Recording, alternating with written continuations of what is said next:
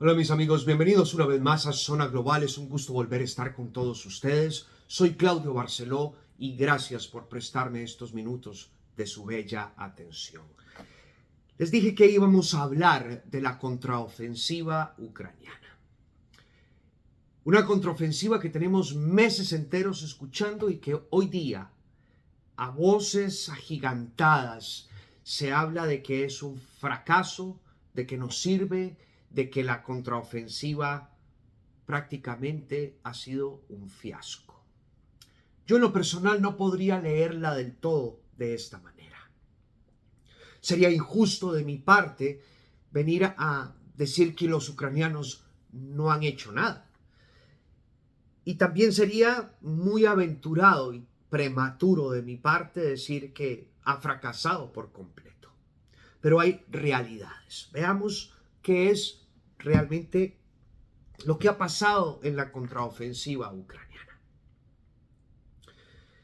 Por meses enteros hemos visto cómo la prensa nos ha vendido que justificando este gasto económico por parte de todos los países europeos integrantes de la OTAN, por Estados Unidos, y ha vendido que es necesario la contraofensiva para poder parar a los rusos. Por el otro lado, una publicidad absoluta dentro de esta contraofensiva. Y por primera vez en mi vida he visto que se le avisa al enemigo que se le va a atacar. Creo que esto entraríamos aquí en el primer error inicial. Sin embargo, esto es lo que hemos visto, señores. Una contraofensiva cantada por 8 meses seguidos. Un Zelensky por toda Europa pidiendo armas en cada cumbre habida y por haber, pidiendo apoyo de todos los países. El líder o el principal encargado de la OTAN hablando de un apoyo absoluto a Ucrania. Prácticamente todo el mundo en aras de una contraofensiva. Pero ¿qué sucede ahí? Que prácticamente todos aquellos que no conozcan el arte militar, pues están acostumbrados, pensarían que a la hora de crear una contraofensiva, pues es simplemente ganar el terreno, tirar los tanques, el ejército, los aviones, las bombas, los cañones, todo por el frente, ganar, levantar la bandera y decir ganamos. Y ganamos en 2 semanas. Todo el territorio ocupado por Rusia. Las realidades de la guerra no son así. La realidad de una guerra es que uno de los condimentos del arte de la guerra es la paciencia. Y este condimento prácticamente lo hemos tenido que ir prácticamente tragando por 7 semanas desde que oficialmente la contraofensiva empezó. Creo que este ha sido uno de los errores iniciales de esta contraofensiva. Esas expectativas creadas a gran escala donde se le ha hecho creer a la gente que ese avance geométrico, geográfico, es netamente necesario, indispensable y que iba a ser de esa manera. Esas expectativas tan grandes creadas.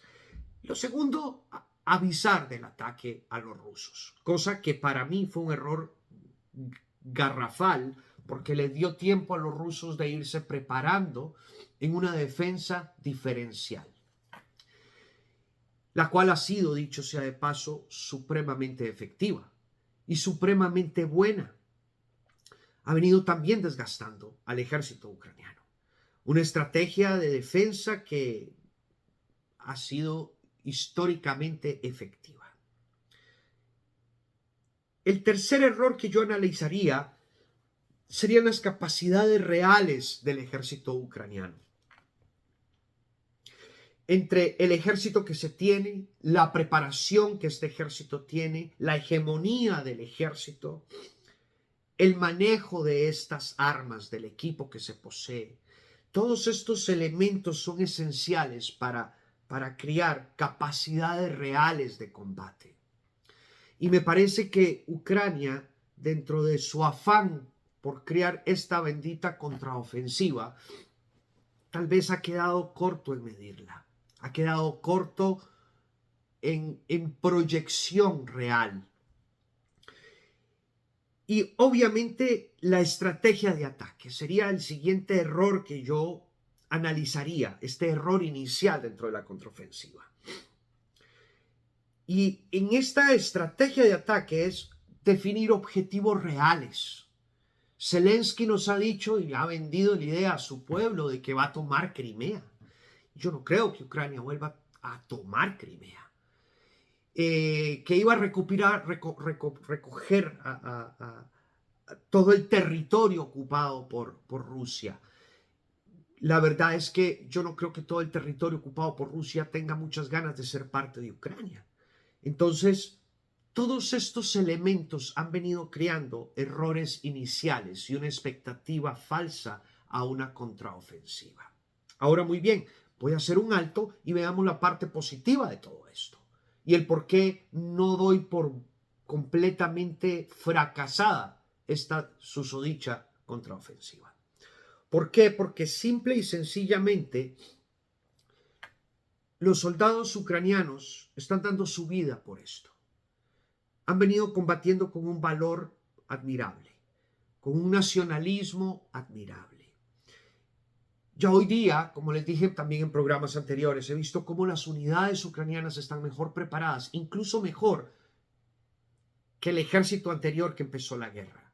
Mucho más estructuradas, con movimientos mucho más profesionales, un despliegue de las unidades en orden, mucho más claras a la hora de hacer su maniobra operativa. Se denota que fueron entrenados por, pues obviamente, la OTAN, ¿no? Entonces esto pues va causando un desgaste también al ejército ruso, ¿no? Y pues obviamente esta gente pues no es que esté 100% preparada, pero sí está mucho mejor de como cuando empezaron en el conflicto. Esto no quiere decir que esto sea la llave para ganar los combates o ganar una guerra, por supuesto. Tendríamos que entrar a las limitaciones como tal. Limitaciones prácticamente de exponer el personal en avance, limitaciones de un equipo expuesto a la hora de combatir, el armamento fundado, esas armas combinadas necesarias para poder hacer un ataque. Tendríamos que ir hoy día a analizar todos los conceptos que han venido sucediendo por las últimas 7 semanas. Pequeñas unidades compuestas incluso por carros de combate de ingeniería, tanques, Leopard entre ellos, en avanzada por un terreno abierto. A pesar de que esté seco o semiseco, básicamente es un terreno abierto, en una zona fortificada. Su táctica la convierte en una limitación operativa, en donde no se tenía el armamento suficiente para poder operar, ni un ejército completamente preparado para poder operar. Gente que le ha costado entender o maniobrar a la hora de funcionar en el campo de batalla. ¿Por qué? Porque no es lo mismo tener un ejército preparado, fundado de profesionales, con carreras militares, a formar un ejército en el camino o en el medio de una guerra. Estas son limitaciones que sufre día a día el ejército ucraniano. Cuando vamos viendo estas operaciones, estas limitaciones entre el exponer al personal a un frente abierto, al exponer un equipo valioso en un frente abierto, el no tener estos fundamentos de armas combinadas, básicamente lo que haces es que empiezas a perder tu material, tus assets, tu valioso material que necesitas para pelear la guerra. Observen muy bien, solamente en el frente de Zaporilla, Ucrania ha perdido 30 tanques, 148 blindados, 14 carros de ingeniería, que eso duele profundamente, Creo que a la OTAN le deben de quedar unos 40 tanques de ingeniería por todos los 31 países que lo componen. Esto es doloroso. 13 piezas de artillería, 11 drones y entre radares y baterías antiaéreas 4.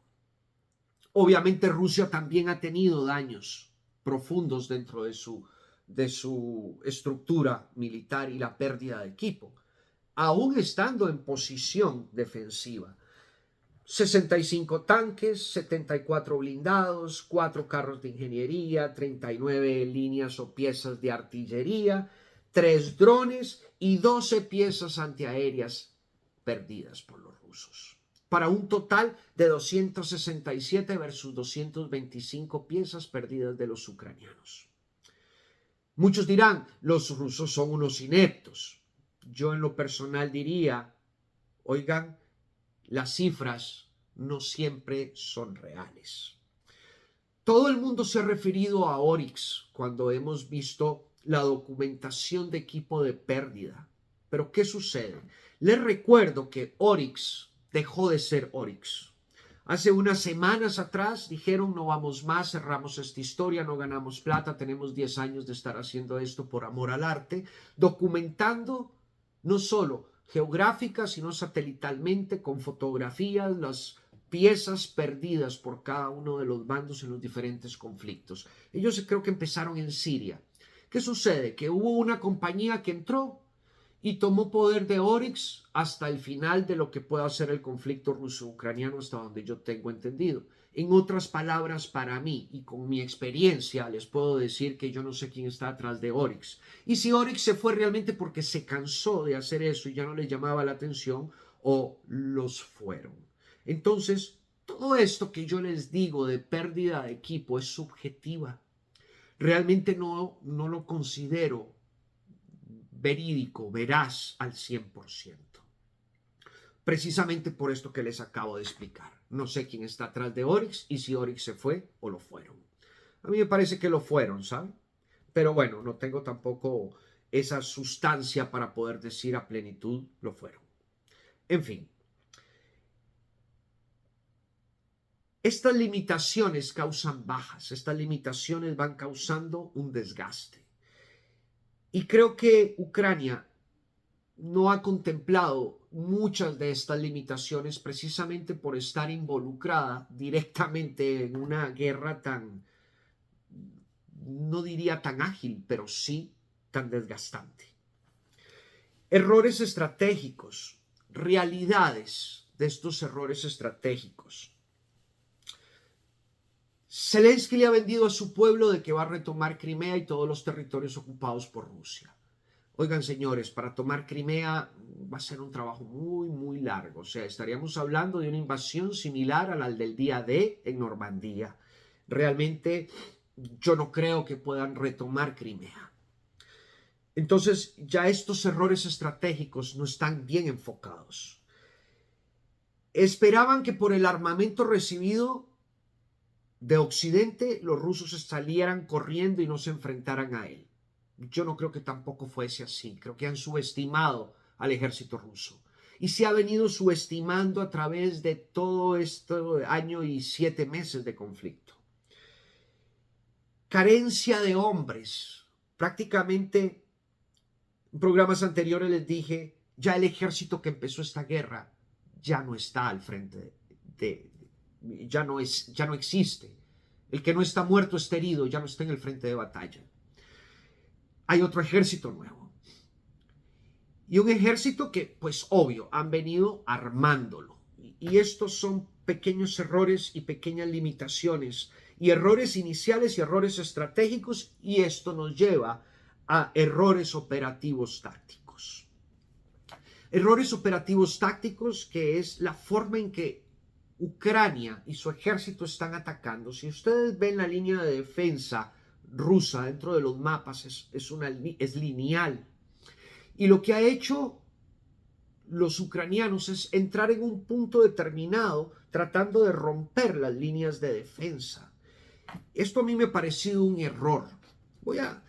Se me vino a la cabeza hacerles un ejemplo tal vez muy muy folclórico, muy autóctono, pero esto me lo enseñó un profesor hace muchos años atrás.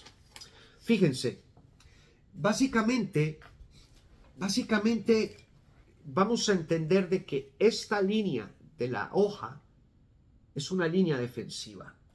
Y esta línea defensiva básicamente corre en que los rusos han venido creando líneas de defensa, trinchera, dientes de dragón, espacios minados, trincheras fantasmas, más zanjas antitanque y toda una línea operativa atrás, después de múltiples líneas, a donde están las líneas de reserva, de artillería y demás, que si en caso necesario ellos puedan maniobrar para crear la defensa de esta defensa diferencial, ¿no?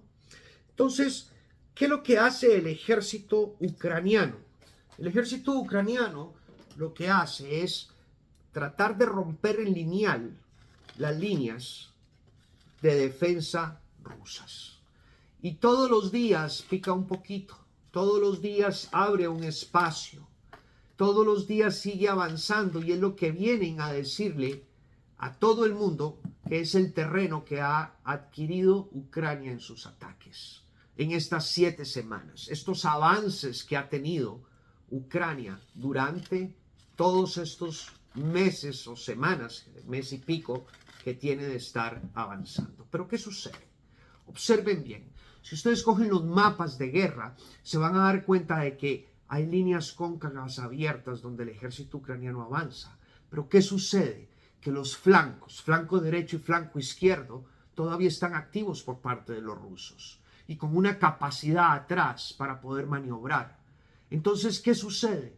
Que es muy fácil, y esto es un error táctico, operativo y estratégico por parte de los ucranianos, que en un momento determinado, cuando los militares rusos quieran hacerlo, lo que va a suceder es que simple y sencillamente van a envolver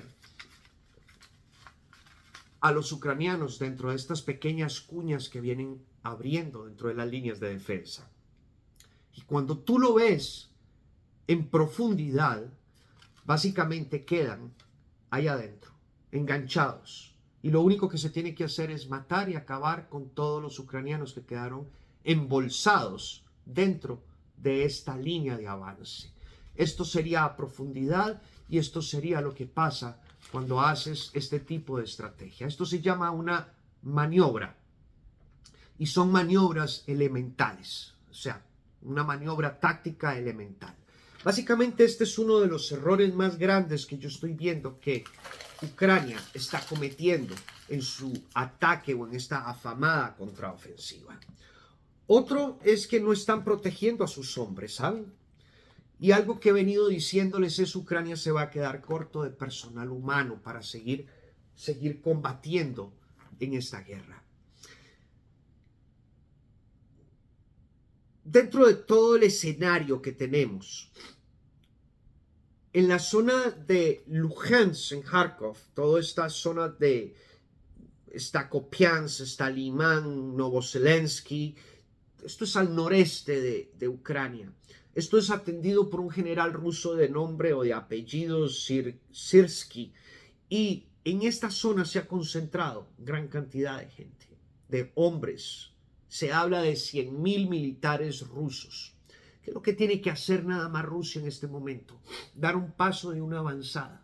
¿Y qué es lo que le va a pasar a Ucrania? Que toda la parte sur va a quedar prácticamente al aire. Porque las reservas tienen que venir a socavar esta parte noreste del país. O sea, ir a defender esta zona. Pero si 100.000 hombres avanzan, yo no creo que Ucrania tenga la capacidad para defender toda la zona de Kharkov y todas sus zonas aledañas. Errores, concentrarse otra vez en Bakhmut, tratando de hacer esta misma entrada, dice que por los flancos. El problema es que cuando ellos abren una línea, queda el otro flanco que los puede envolver. Y esto va a ser peligroso en un momento determinado. Yo creo que Rusia o los generales rusos van a dar la orden de decir, envuelvan. Y ahí van a haber grandes pérdidas para el ejército ucraniano. Total, la contraofensiva, en resumida, yo le daría un poco más de tiempo a ver qué es lo que van a hacer, porque a su vez creo que el ejército ucraniano ha reservado equipo militar, tratando de dar tiempo a ver a dónde los rusos flaquean y dónde se quiebra esta defensa. Y creo que esa es la expectativa que todavía tienen los militares rusos dentro de su estrategia en general. Entonces vamos a esperar un par de semanas a ver cómo se va a ir desenvolviendo y desarrollando todo esto. Sin embargo, yo nunca he pensado que la gran contraofensiva pueda llegar a tener grandes éxitos. Para mí, esto es un ataque defensivo. Están sosteniendo un frente, están tratando de sostener una línea de ataque y de defensa. Y creo que lo que hemos visto en estas 7 semanas va a ser lo mismo que vamos a ver en 2 semanas. Pero existe la posibilidad de que algo inventen, ¿no? Ahora llegan las bombas de racimo. Sí, las bombas de racimo fueron incluso un mes o hace 2 meses atrás, el general Cavalli lo dijo en el Congreso o al frente de los congresistas políticos norteamericanos, que se iban a emplear estas armas y que eran muy buenas porque tenían la dualidad de poder afectar tanto carros de combate como a personal humano. Y que eran muy buenas, o sea que ya habían pensado usar las bombas de racimo dentro de Ucrania. Pero se les olvidó un detalle, que los arsenales más grandes de bombas de racimo no lo tiene Estados Unidos, los tiene Rusia. Entonces, creo que vamos a ver bombas de racimo por todas partes. ¿Van a servir para desminar terrenos? Sí, sí van a servir para desminar terrenos. Que dicho sea de paso, las minas han sido uno de los grandes problemas operativos a la hora de avanzar del ejército ucraniano, incluso por las bombas de racimo, o sea, las minas mariposa. Las minas mariposa, muy rápidamente se los explico, son pequeños artefactos hechos en plástico, tal vez un poquito del mismo tamaño que esto, y en el medio está la carga explosiva.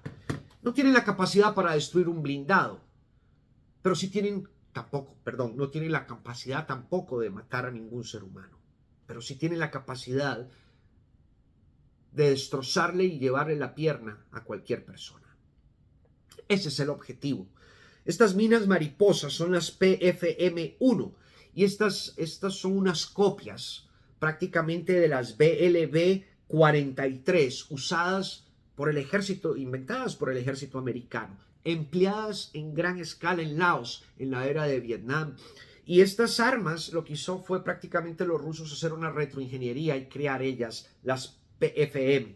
Son bombas que se pueden tirar, son minas antipersonales que se tiran desde un helicóptero o dentro de una bomba principal, un mortero, a donde ellas abren, tienen la capacidad precisamente por esa posición de planear, caer en el piso, son supremamente sensibles. Su objetivo, quitar un pie de cualquier ser humano. ¿Por qué? Porque en la avanzada lo que estás inutilizando es a 6 hombres. 1, el herido. Otro, un médico. Y 4 para cargar y evacuar a este herido. Y esto causa fricción militar, fricción de guerra en la avanzada. Y básicamente no puedes dejarlo tirado porque nadie te va a pelear. Eso es lo que sucede prácticamente en el frente de batalla hoy día. Vamos a ver cómo pasan las semanas que nos puedan quedar por el frente. Voy a dar un lapso más de 2 semanas porque creo que Ucrania puede dar un poco más de lo que hemos visto. Si en 2 semanas el comportamiento sigue igual, yo sí puedo decirles que esto va a ser un fracaso absoluto. Por el momento, vamos a darle el beneficio todavía a Ucrania de que su contraofensiva pueda llegar a algo un poco más gustoso para